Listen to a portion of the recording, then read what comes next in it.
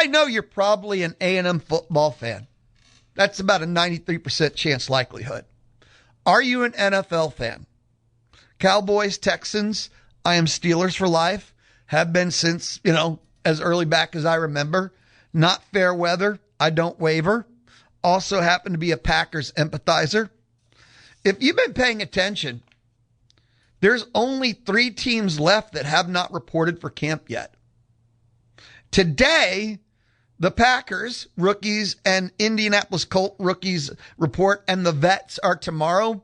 And then tomorrow, Tuesday, the 28th, Dallas Cowboys, last team to report, and it's both rookies and vets at the same time.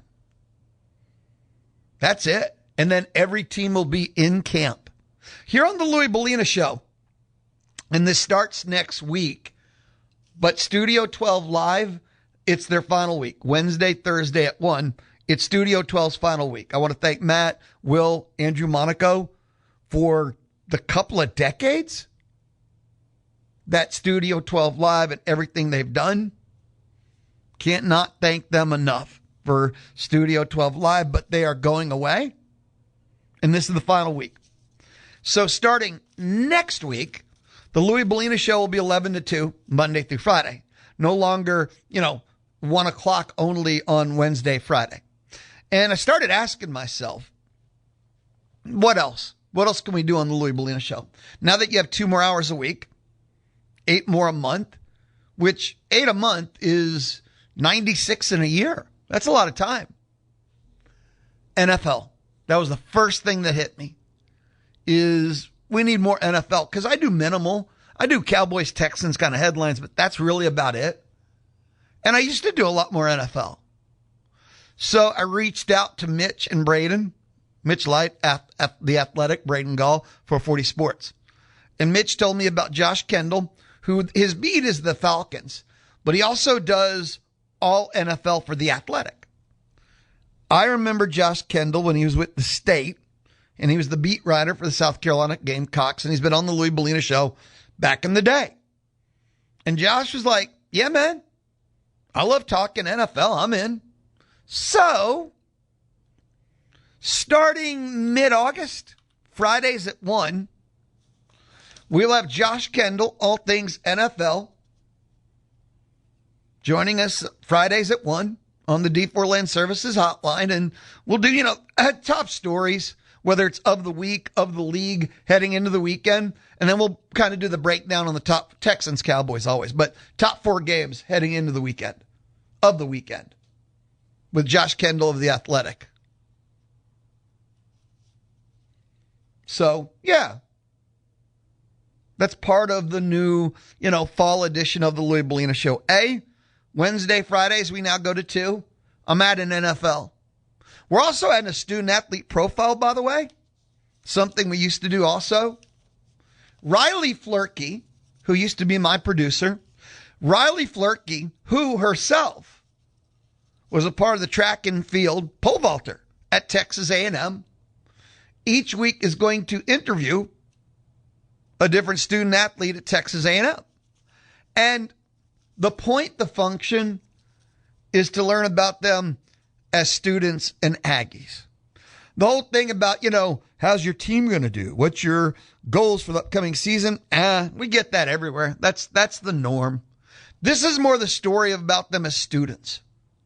It's more about them as athletes at Texas A&M, and not who are you playing this upcoming week? What are the key matchups? It's not like that. This is about them as student athletes. I believe that'll be every Wednesday in the new 1 o'clock hour that didn't exist before. So, student athlete profile kind of returns. It's been a long time.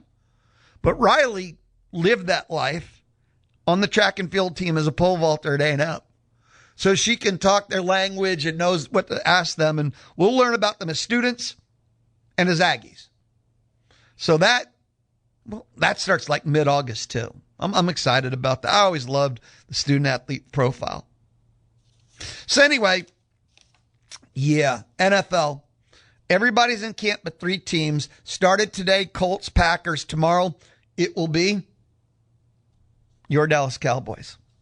Have a text message from Fonz01. Says, Lou, why is Studio 12 going away? Cost ratings. I'll make you a deal, Fonz. Tell me why you care. And I'll answer the question. Tell me why you care. Because that's a very odd question. So if you can give me a good, that's just a very odd question. I know the answer, obviously. Not a deep, dark secret, but what an odd question. Why is it going away? Cost or ratings? It's neither. But tell me why you're interested. So 979-693-1150. Just text me back real quick. Sticking with football, the final media days, and I'm sticking with the P4. Big Ten is Tuesday, Wednesday, Thursday this week. Remember this year, ESPN decided the ones they own, they spread them out. And it was like basically a month ago when we had Big 12 media days, Tuesday, Wednesday. ACC media days were the next week, Wednesday, Thursday, Friday. And the SEC was Monday, Thursday of last week. So the Big Ten's taking this week, Tuesday, Wednesday, Thursday. We've had a lot of Big Ten news today in advance. We had the Big Ten preseason media poll. Ohio State 1, Oregon 2, Indiana 3, USC 4. Big Ten preseason media poll. Michigan 5, Penn State 6, Washington 7, Iowa 8, Illinois 9. Here's the thing. I've been a Big Ten hater my whole life. It feels good even. But their streak of national championships are undeniable. Their top end, no matter how doubtful, skeptical, pessimistic, undeniable. That's just the reality. And they've had 3 different national champs in their 3 straight years. And we can say the best conference is the SEC, and I don't think anyone will argue. But the Big Ten has 3 straight national champs. Many will go, but that's the premier conference. That's the one you got to watch when the national champs are there. High end or the total of all? The SEC used to be both. Now they're definitely the best conference with the most teams. Because if we go with the depth part, the SEC would destroy the Big Ten once we maybe got to the 4 slot, to be fair. And even in the top 3, would the SEC go 1-2 or 2-1? Once we got to about 4, I think the league would start dominating. And the bottom end of the Big Ten is atrocious. So, Big Ten preseason media poll today. And there's more. Indiana. This is fascinating. The Hoosiers. Are they going to go away? Are they going to fade to Bolivia? Well, they just got an elite quarterback. His name, 4-star, Lucas Prock. Number 69 nationally in the class of 2028. Pledged to them on Thursday. In the modern recruiting era, which goes back to the beginning of the 21st century, Indiana had signed just a top 100 prospect once. Just once. In the modern recruiting era, now he becomes their second in 2 weeks. Or no, second in a week. Because they signed a 5-star wide receiver for the 2027 class, a Monshawn Sales, and they beat out Texas, Ohio State, Alabama, and LSU for him. Now, a 4-star quarterback for the 28 class. And they beat out Notre Dame, Michigan, Florida, and Ohio State. So is Indiana going anywhere? Probably not as long as they got Mark Cuban and they got their own billionaire. But in their entire modern recruiting era, they had 1 top 100 kid. They've gotten 2 in a week. We just listened to Sark from SEC Media Days, and I don't think it got addressed in that part of the interview because there's small room, big room, and he does the car wash. But he was asked about Notre Dame. That's on their non-con. 28, South Bend, 29 in Austin. I don't know yet about Notre Dame. We'll see, because I think the committee has to show us what will happen now and what's the value that they're placing on strength of schedule. Are they going to let a 9-3 team in as at large? I hate the answer because it's true. I do. I hate that answer because it's true.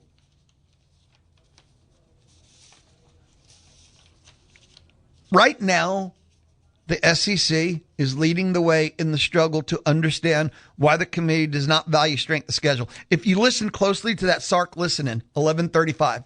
Coming up today, 12:35 LSU, 1:35 will be Arkansas. That'll wrap up our coaches from SEC Media Days. But Sark said that the committee met with the SEC, and the shocking revelation was like, where these games happen don't matter? Something really odd like that. Like, I was listening to him going, no. He didn't just say that. Did he really? The committee is so bad and so screwed up and so out of touch that it is hard. And remember something. Every time they change committee members, which is every year, I think, like, some come off, what's true changes.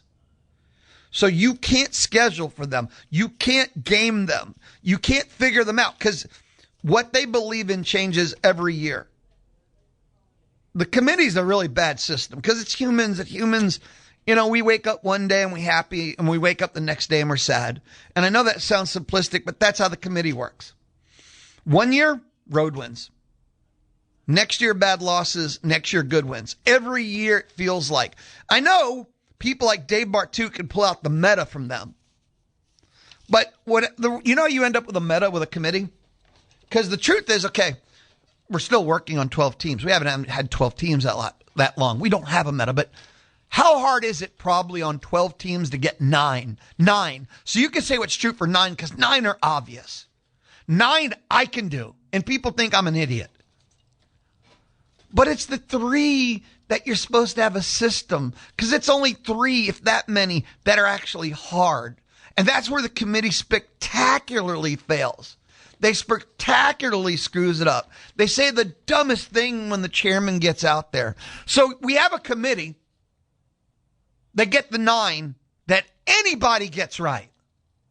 I'm talking about, it wouldn't matter if we had a computer. It wouldn't matter if we had chimpanzees. It wouldn't matter if you threw darts at a board. The committee gets the 9 that anyone gets right. It's the 3 that we're supposed to be sweating, agonizing system formula that they just, I don't know. And I think there's people that disagree and say the committee does a good job. And on the 3, they probably get 2 out of 3, which I don't want a committee that gets 2 out of 3. Meatloaf said that ain't bad. I think it's garbage. I want a committee that goes 3 for 3, or what's the point? Burn it, go again. So, and the things they say, they will never change it, because that Tuesday show, it's content for ESPN. It creates conversation around college football, which is good for college football. If people are talking about it, it's good. But Lou, they're making fun of it. No, it doesn't matter. There's no such thing as bad publicity. That's kind of how this plays out. So anyway, oh man, my head hurts sometimes. And what Sark said, that's so basic, but there's so many programs that unless the committee will demonstrate to the SEC that a 9-3 record can get in, we're going to see all these non-cons just reek. These are going to be 3 teams ranked in the bottom 50 minimum. If not, all 3 will be in the triple digits of your power rankings, because there's no purpose in the non-con now if the committee won't respect it. And the league will always provide strength of schedule, final ranking, the wins you need. Will always provide. And you tell me as a fan how much fun, as an Aggie fan, the non-con, because they never scheduled for a long time now very well in the non-con. Do you want to see Missouri State 3 times? Or do you like always having that one marquee, and then you don't even care about the rest? I mean, sometimes you do. The late season game, which the SEC has banned and outlawed, but Yeah, and Tex is like, yeah, we'll see. Nope, about the Notre Dame game. We don't need Notre Dame if the committee doesn't need Notre Dame is kind of his answer. And that's just a stone cold fact, which is brutal and bad for the game. We're adding more Muttfest games. I'll be right back. The conversation will continue. It's the Louie Belina Show, Monday, here on The Zone. Listen to The Zone on the Zone app. Download the app. Yeah. Thanks to Loyalty Plumbing. The pros at Loyalty Plumbing are ready to serve you, Aggie Land. Oh, that's good stuff. Visit LoyaltyPlumbingLLC.net. It is the Louie Belina Show inside the Charles Schwab studio, and I'm still sticking with the Monday edition. I'm calendar enabled. Charles Schwab, you think Chicago, New York, LA. But with Charles Schwab, you can think Bryan, College Station, Brazos Valley. We got Mark Sim, lives here, eats here, sleeps here, goes to the games too. And local, that's always my first choice. I want people who care about you and me, not caring about, well, some model that doesn't fit us, answering above us because they have no clue about us. You can look up Mark Sim online. You can look him up at schwab.com/College Station. Schwab.com/College Station. Some text messages. Joe in College Station. Lou, my problem with the Big Ten is if there's 2 or 3 teams at the top, then everybody else in the conference is below average. And then these top 2 or 3 teams look really good after they go undefeated in conference play. Joe, here's the answer to that, though. If the bottom teams were propping up the top teams, then the top teams would fail in the postseason, which is why the national championships is the final answer. If the top teams were being propped up by garbage teams, then you'd be the Big 12, who their teams, like Texas Tech was propped up by playing nobody, got into the college football playoff and couldn't score a touchdown, basically. That's the Big 12 system. And yes, look, I've already said it. The Big Ten is not deep, but they have enough at the top that they get battle tested and they're winning national championships. And I understand what you're saying, Joe. You have a point, but because they can win national championships, that concept doesn't necessarily apply to them. And then for Fonzo 1, he's a big fan of Studio 12 Live. That's what he wants to know why it's going away. Simple answer to that is this. A&M is changing over from Learfield to Playfly, which for those that are really into that kind of thing, that's not a revelation. And A&M is going to change the way they release their content. And instead of Studio 12 Live, all those guys are going to do more on different platforms. And they have some really exciting plans from what I understand, from what I've been told and from what they've kind of previewed for me. So they're going to do more content on different platforms. So that, and the Studio 12 Live was not a part of the moving forward that, all of them, and that's where it gets into their business. But they're going to do more, and it's all A&M stuff, A&M Athletics too, on their platforms. And again, it's really exciting stuff too. So that's the why Studio 12 is going away. Kind of the rearranging of content release, the where, the who, and again, they're all doing more. And that's the plan I heard. 979-693-1150. 979-693-1150. This is on the lighter side of the Maroow and White Notebook, but this Wednesday, a party, home run derby, Aggie football, home run derby, Davis Diamond. It's celebrity softball game. And, if you follow on social media, that's where a lot of this has existed. It's like everybody's invited. Tickets are free. Team Maroon coaches Kendrick Rogers, class of 2020. Isaiah Spiller, class of 2023. Jay Sternberger, class of 2018. Team White, Cullen Gillespie, 2018. Ricky Seals-Jones, 2017. Max Wright, class of 2022. So go out, have fun. Everybody's invited. The 2026 celebrity softball game is this Wednesday night at Davis Diamond. And I think this is the second annual. And if I cheated a year out of it, my apologies. I'm not trying to offend anyone. Brilliant idea, man. Just go have fun. And for the players, it's kind of one of the last, pure just kind of fun things. I think I haven't got the email yet, but the players will be reporting, I think, this upcoming weekend. Outstanding stuff. Maroow and White Notebook. This was short. I think over the weekend, or maybe it was Friday, because remember something, my weekends when there's no Fridays blur, like 4 days last a month. We got the official non-conference schedule from A&M. And then this morning, we got the official conference schedule for basketball from the SEC, which if you put 1 plus 1 together, we now have the entire schedule. We now have the entire conference schedule for Aggie basketball. We know what the 26-27 schedule looked like. The non-con, pretty straightforward. Got the challenges, got a lot of dubs. Like they should open up their first 3 games. Everybody gets to feel good. Everybody gets to run. They don't play. Let's see. It's not quite 3 games in 5 days. 3 games, 6 days sounds much more manageable. Then they play Oklahoma State on the 12th. TCU on the 19th. They go off to the Bahamas. And it says opponents TBD. We know the pool. And again, from the 19th through December 2nd, that's when they're going to be challenged. They go at TCU to the Bahamas. Stanford on December 2nd. And then Florida State is December 12th. The end of the non-conference schedule, 3 dubs, head into SEC play with momentum no matter what else is happening in non-con at that point. Work on yourself, Holy Cross, North Florida, Prairie View, all, of course, at home. They will open SEC play, Auburn on January 2nd. And their conference schedule is pretty rough.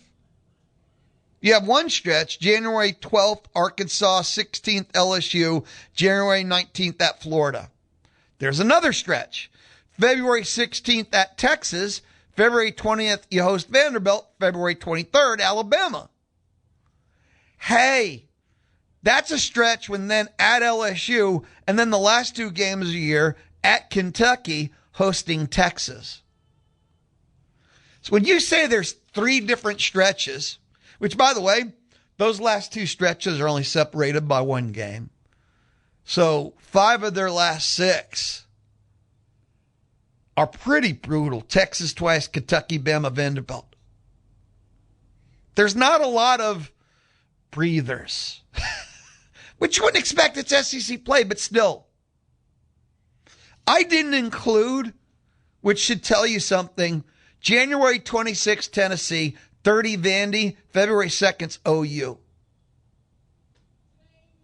There's nothing gimme. I'm looking for a week, maybe the beginning of the year, the first 3. How's that? That's the stretch they need to make some hay, maybe. Auburn home, at Mizzou, at South Carolina. And there's 2 road games in there. And then you have the Arkansas, LSU, Florida. Brutal schedule. You look up and it's halfway through the year and you're just like, wow, what happened here? So we know the A&M schedule. Boy, do we. The non-con is very manageable. Good challenges. Really nothing too brutal. Should be able to get a lot of dubs and let the team come together. That conference schedule is something else. Before we take a timeout, LSU Lane Kiffin, listen in. SEC Media Days will roll on here on the Louie Belina Show, presented by CC Electric. I had to share something with you. This is maybe the next level of NIL. Head coach UNLV Josh Pastner kind of spoke to TV down there in Vegas, KTNV. He's told people, don't just buy a player, NIL. Why not buy the college basketball team? It's legal now. You can be the owner of UNLV's Running Rebels basketball team. It's less expensive than buying players. He said, quote, I'm asking for 10 to 12 million to own our team. You still get a great tax write-off. You can be as involved and tell everyone you're the owner of the team.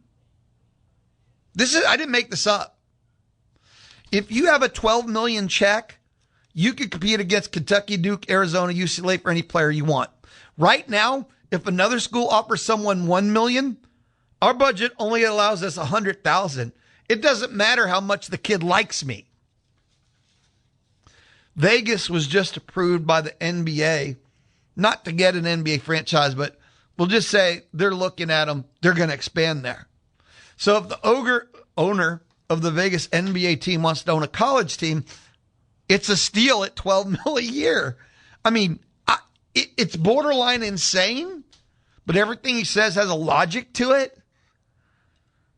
Think about that. Don't buy players, buy the team. And for $12 million a year, you can own the UNLV basketball team. When we come back, the LSU and Lane Kiffin. This is the Louie Belina Show, presented by CC Electric, Monday on The Zone. The Louie Belina Show from inside the Charles Schwab studio. Fun is allowed and sports are fun. Weekdays 11 to 2 on The Zone. SEC Media Days, we're wrapping up the coaches. On the Louie Belina Show, SEC Media Days are 2 weeks long. Coaches one, players next. So we're wrapping up the coaches. This is LSU. This is Lane Kiffin from SEC Media Days. He's sitting down. We're here with Coach Kiffin. He's ready Thank for you. questions. We'll start right here on the front row and then pass it to your left. Chelsea Boucher with NBC 33 in Baton Rouge. Coach, Charlie Weiss Jr. seems to be kind of your right-hand man. Why do you trust him so much, and why is he the guy that you want on that sideline with you? Yeah, Charlie has done a great job. We've been together at a number of different places now. You know, he was introduced to me came on an interview at Alabama right before, but we were interviewing him for a quality control job at Alabama. And, you know, someone had told me about him. They said, this guy's like boy wonder, you know, like show some age, like Doogie Howser, you know, like this just like way ahead of his time kind of nerd kid. And they're like, he's got a photographic memory. So, of course, you know, like there's no way. So we go to dinner, and then like I show him my like driver's license and credit card. And I'm like, here, I'm going to ask you about this tomorrow. And it takes some time for a photograph. They can't just go like take a picture. You know, so he has to take like 3-5 minutes, like to put all the information front and back, credit card, driver's license. And I don't ask. He thinks I'm going to ask him. I don't ask him anything until the next day. He remembered everything. And so he's brilliant, and it's been an awesome experience to bring him to FAU. Actually, it's kind of intertwined there. We bring him to FAU initially, then he leaves like after a month or something because Sark hires him at the Falcons. I bring him back to FAU eventually as a coordinator. Then I go to Ole Miss. Doesn't come, he goes to South Florida, and I bring him later on, and the rest is where we are now. But it's been awesome to see someone develop as a coach's kid and see him go through his growth, and then they got 3 kids now, he and Jen, and just to be part of that family. It's been really neat, and he had a hard decision too, you know, leave where he was at. And then he went back, even though he came with me. Then he went back, and then they tried to get him to stay again, you know, and that wasn't easy for him because he was in the, you know, we kind of call that utopia moment there of everything going great and winning, and then stuck with it and came back. So I'm just really proud of him for how far he's come, and he does our whole offense. I get all this credit and everything. I've said it before. I'm in there in the meetings. We bounce things off each other. I chime in on game days, but Charlie nowadays does the whole thing. And as crazy and as chaotic as that whole postseason was and going back and forth and stuff, I'm really happy how it happened that he got the credit, you know, offensively when I wasn't there, you know, for a couple games in the playoffs and how well they did on offense. That was awesome to see. Right side on the third row. Good morning, Coach. Abby Miller with Reflector from Mississippi State. You would think that Mississippi State would be low on your radar now that you're no longer at Ole Miss, but they're back on LSU's schedule for the first time since 2023. Are you still heading into that game with the same rival instincts that you would with the Egg Bowl? Can't get away from Mississippi State. Didn't realize that stat. I've got great respect for Jeff Lebby, and he's one of the best offensive minds I've ever been around, play callers, and does a great job. And had a really hard task. You know, that roster was really down when he got there. They'd been struggling, and it's hard. This is a hard time to come in and rebuild a program that's been struggling like that for him in this era where the SEC has, you know, really high salary caps of schools that, you know, get to go get a lot of players and rebuild, where before sometimes programs were more like that because you'd have the big draft class you'd lose, and then, you know, it was going to be a year before you got back up because you lost all those guys. Well, now in the portal, they just replace them. So to try to come from the bottom of Mississippi State and bring it up, that's really hard nowadays because of that system. And then you got a system, too, that you may have a good player you develop, and you got to worry about him being taken. So I know the record probably isn't what Mississippi State people like, but I've seen tremendous improvement in that program, and Levy's going to, you know, continue on that route and do great things. Left side, front row, pass it to your left. Hey, Coach. Julia Marino from LSU Tiger TV. How important was it for you to retain Blake Baker for this defense this season? Yeah, I think Blake's done a great job.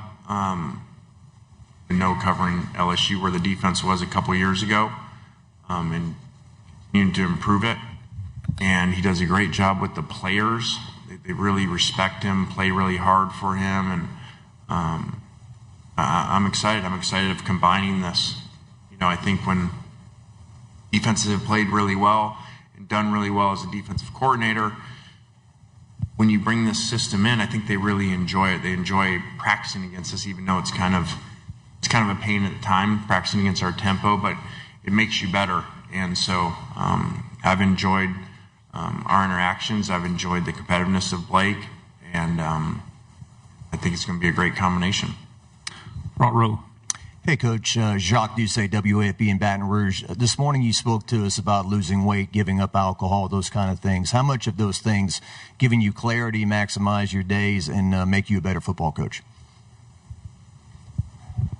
Kind of everything. And when you continue to, like I talked about it there, when you continue to look at life differently, like I say, a lot of people as they get older, they add bad things or bad habits. As you get older and you continue to subtract and you continue to try to grow, it's been awesome. And you talk about clarity. When you remove things from your life that are clutter, you get clear and you see things differently. And it's been an awesome experience. What I love about my journey, especially as you allude to the alcohol part, how many people, whether it's coaches, other people, friends that I've known in different places, or maybe barely know, and they see it. They can see it on you, and they see the change, and especially coaches, and they come in like, hey, tell me about this. Like, I love how they always start. They're like, well, I mean, I don't have a problem, but tell me how you stopped this. And so I'm not going to list them, but it really is amazing from coaches at Ole Miss, some that are still there, some that are with me now, how many actually stopped drinking and that change in them, because I believe they saw what it did for me. And that's the favorite part for me, besides how I feel and how it's made my daily and my relationships, to see other people go through that. And even in some cases to see people come in and say, help them through that transition and then see their marriages, flourish in it, has been really awesome for me. Front row. Mike Griffith from the Atlanta Journal-Constitution. Coach, you mentioned the Nike deal in there, LSU having 12 athletes. They didn't have that before you arrived. I'd suggest that your presence has something to do with that. How do you deal with knowing that you have that iconic stature where everything you say is going to be scrutinized? First half of the question. The second half of the question. One question, please. Oh, I'm sorry. I was just going to ask about Jeremy. Oh, that actually helps me. I'm not that smart. I was going to ask about Jeremy Pruitt. That's the other one. Basically, whichever one you ask second, I'll answer, and I forget the first one. See, now I got the Jeremy Pruitt one and then forgot the first one. Okay, Nike deal. And you say the combination. I believed in taking this, that all that was going to play into this, building this elite program. You have the branding of LSU, you have the history of LSU, you have the Tiger Stadium, most iconic place to play college football, the Cathedral. And then you put that with us, with our systems, and I don't like to talk about myself, whatever you call the Lane Kiffin factor. And you bring that in, as you allude to, and you combine that, I think that all goes into that. Now you have 12 players with Nike NIL deals, the first offensive lineman ever. No other schools above 8. We didn't say like 12, 11. We didn't say just SEC schools. So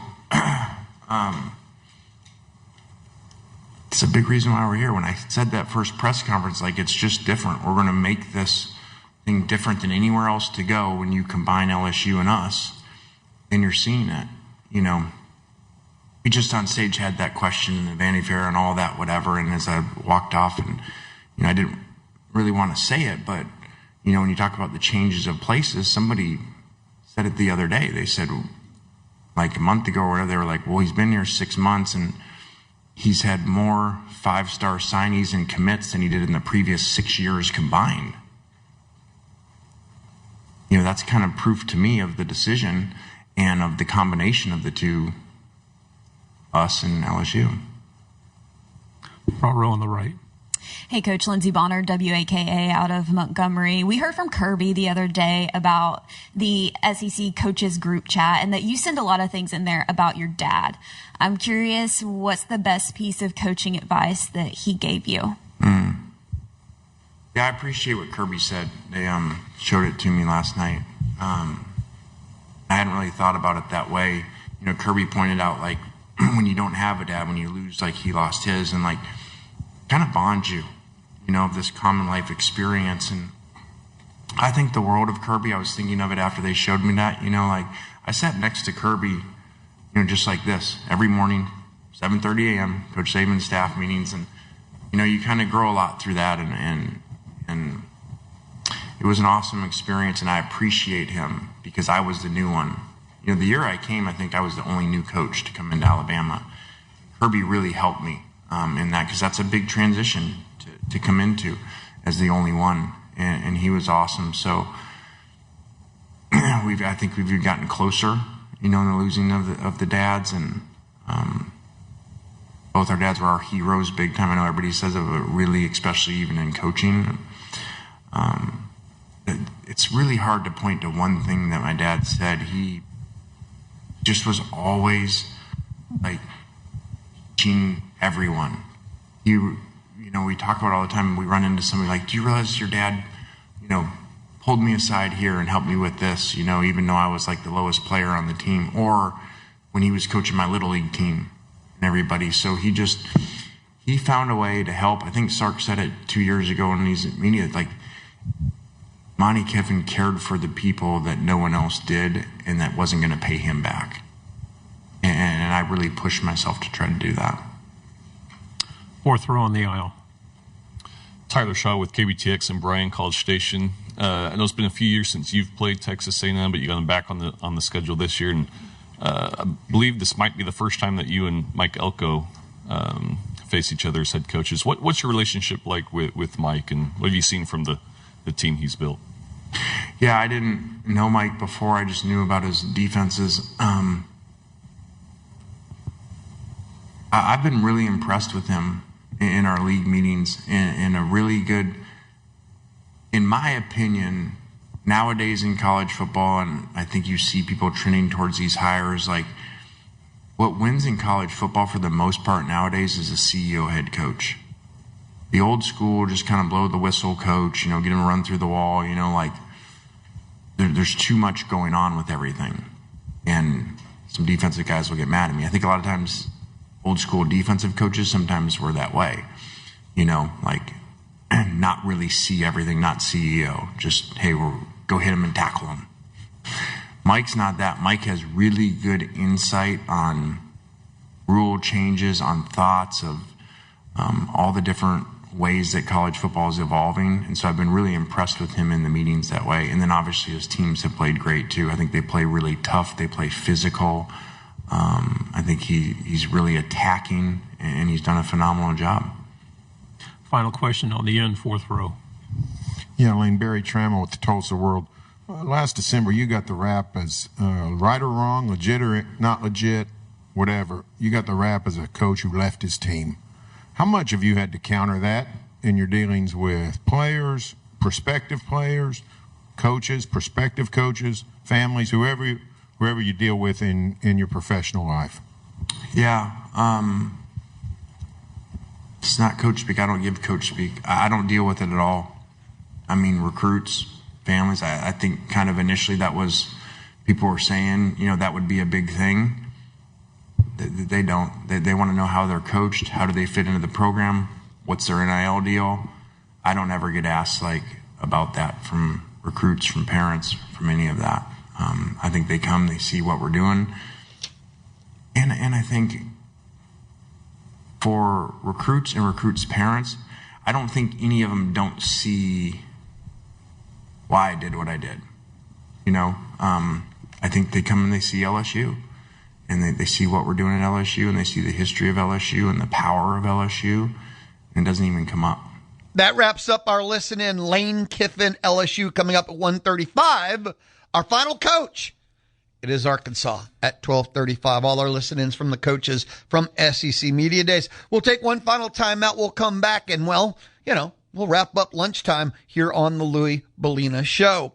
Still Creek Mechanical is Aggie owned and operated. Still Creek Mechanical has been serving the Brazos Valley for over 20 years. Still Creek Mechanical, let them help you with your air conditioner. Maybe your AC can't keep up with the hot weather. Don't sweat it. You can call Still Creek Mechanical at 979-595-4253. Maybe, it's just a couple of repairs. You'll be good. Maybe, you need a whole new unit, but why do you have to deal with all these maybes? Let Still Creek Mechanical give you one of those AC consultations, and you can set it up at the website, stillcreekmechanical.com. stillcreekmechanical.com. Listen carefully. When you call them, say Louie Belina Show, The Zone, and guess what? You get $100 off of repairs just for mentioning Louie Belina Show or The Zone. $100 off of any repairs. That's right, at Still Creek Mechanical. Call them, 979-595-4253, or set up your AC consultation at the website, stillcreekmechanical.com. The Money Machine is now open. The easiest radio contest on the planet. Enter now at Zone1150.com to win $5,000. What are we waiting for? And great weekly prizes, too.